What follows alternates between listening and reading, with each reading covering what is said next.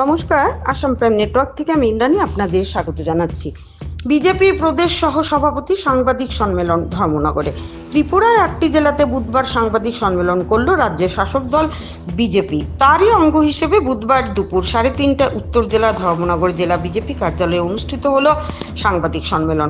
উক্ত এই সাংবাদিক সম্মেলনে উপস্থিত ছিলেন বিজেপির প্রদেশ সহ সভাপতি সুবল ভৌমিক, উত্তর জেলা বিজেপির সভাপতি কাজল দাস, উত্তর জেলা বিজেপি সাধারণ সম্পাদক জগৎজ্যোতি দেব সহ অন্যান্যরা। উত্তর ত্রিপুরা বিজেপি জেলা কার্যালয়ে আয়োজিত সাংবাদিক সম্মেলনে কমিউনিস্ট পার্টিকে আক্রমণ করে বিজেপির প্রদেশ সহ সভাপতি সুবল ভৌমিক বলেন, মার্ক্সবাদী আর মাওবাদীদের মধ্যে কোনো ফারাক নেই। ছত্তিশগড়ে মাওবাদী হত্যায় মায়াকান্না কমিউনিস্ট পার্টি। ত্রিপুরার প্রাক্তন মুখ্যমন্ত্রী মানিক সরকার বললেন, মাওবাদী নেতা কেশব রাওকে নাকি হত্যা করেছে সেনাবাহিনী। উত্তর জেলা বিজেপি জেলা অফিসে আয়োজিত এক সাংবাদিক সম্মেলনে এভাবেই কমিউনিস্ট পার্টিকে আক্রমণ করলেন বিজেপির প্রদেশ সহ সভাপতি সুবল ভৌমিক। ভানুচন্দ্রের রিপোর্ট, আসাম প্রাইম নেটওয়ার্ক। হত্যাকর্মী রাজনৈতিক নেতা খুন হয়েছেন 2010 সালে দান্তেওয়াড়াতে সিআরপিএফ এর 76 জন সৈনিককে ও এই মাওবাদী নেতার নেতৃত্বে নিহত হন। 76 জন আমাদের আধা সামরিক বাহিনীর সিআরপিএফ জওয়ানকে এই কেশব রাওর নেতৃত্বে সেদিন হত্যা করা হয়েছিল দান্তেওয়াড়াতে। ছত্তিশগড়ের জিরাম ঘাটিতে মাওবাদী আক্রমণে 27 জন নিরপরাধ লোককে হত্যা করা হয়, যার মধ্যে একজন প্রাক্তন মন্ত্রী ও একজন কংগ্রেস নেতা ছিলেন। 2013 সালে ঝাড়খণ্ডের লাতিহারে মাওবাদী আক্রমণে নিহত সিআরপিএফ এর নিতর দেহে ফটো সেন্সিটিভ আইডির প্রবেশ করি এবং 2018-তে সুকমায় মধ্যপ্রদেশে অ্যাম্বুশে 9 জন নিরাপত্তা বাহিনীর সদস্য এবং 6 জন আহত হয়, নিরাপত্তা বাহিনীর সদস্য নিহত হয়। এটা 2018-তে। 2019 সালে গড়চিরোলিতে মাওবাদীদের ল্যান্ডমাইন বিস্ফোরণে 15 জন পুলিশকর্মী নিহত হয়। 2021 সুকমা বিজাপুর মাওবাদী অ্যাম্বুশে 22 জন সিআরপিএফ জওয়ান নিহত এবং আহতদের সংখ্যা 32 জন।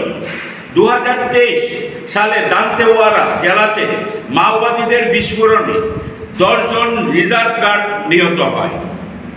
2025 এই বছর বিজাপুরে মাওবাদীদের বিস্ফোরণে 8 জন রিজার্ভ গার্ড নিহত হয়।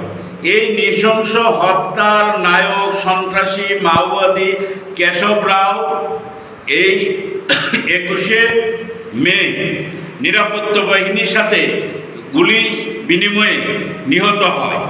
নৃশংস মাওবাদী নেতা কেশব রাও নিহত হলে সিপিআইএম স্বজন হারানোর বেদনায় তীব্র ক্ষোভ ও কান্নায় ভেঙে পড়ে। আপনারা দেখেছেন মানিকবাবুর কান্না রোদন, এবং পলিটব্যুরো বিবৃতি দিয়ে বলেছে যে কেশব রায়ের মৃত্যুর ঘটনা জন্য ভারত সরকারের নিন্দা জানায় এবং গণতন্ত্র বিরোধী বলে মত প্রকাশ করেন।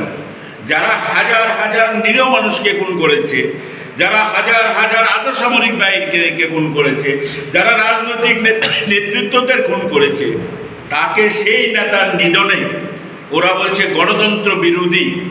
এটা নাকি বিজেপি সরকার করেছে। এমনকি রাজ্যের প্রাক্তন মুখ্যমন্ত্রী মানিক সরকার এতগুলো গণহত্যার নায়ককে কেন হত্যা করা হলো তার জন্য মায়াকান্না শুরু করেছেন। বলেন, মাওবাদীদের খুন করেছে ভারত সরকার, খুনিদের দাবি মানা উচিত ছিল। মাওবাদীদের যে দাবি, তাদের আলাদা ভূখণ্ড, দেশ বিরোধী, সন্ত্রাসের এই দাবিগুলি নাকি মেনে নেওয়া উচিত ছিল। অথচ 1980 সালে আমরা এই উত্তর ত্রিপুরায় হুরুয়াতে, এই ধর্মনগর মহকুমাতে গোবিন্দ তেলিক সহ 7 জনকে এই মার্ক্সবাদী সরকার, মুখ্যমন্ত্রী নৃপেন চক্রবর্তীর নেতৃত্বের সরকার সেদিন এই মাওবাদী নকশালবাদী 7 জনকে খুন করেছে। যারা প্রস্তুত ছিল সারেন্ডার করার জন্য, সেই সারেন্ডার করার সুযোগ না দিয়ে তাদেরকে প্রকাশ্যে গুলি করে তৎকালীন পুলিশ আধিকারিকদের নেতৃত্বে যে নৃশংস হত্যাকাণ্ড করেছে, তার প্রেক্ষাপটে বিধানসভায় দাঁড়িয়ে মাননীয় মুখ্যমন্ত্রী, তৎকালীন মুখ্যমন্ত্রী নৃপেন চক্রবর্তী বলেছেন যে এরা ছিল ডাকাত, এই ডাকাতদের নিধন হয়েছে, রাজ্যবাসী খুশি হয়েছে।